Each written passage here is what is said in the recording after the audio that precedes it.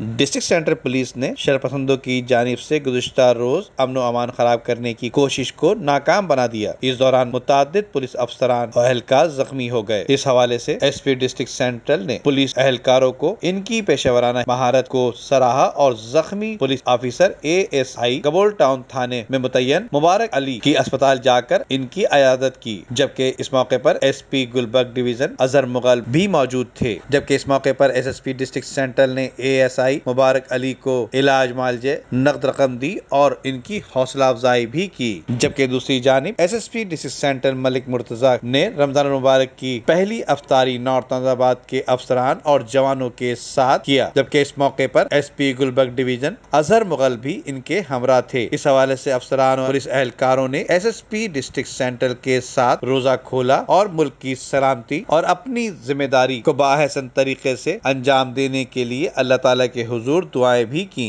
Nadeem Siddiqui, metro 7 Pakistan.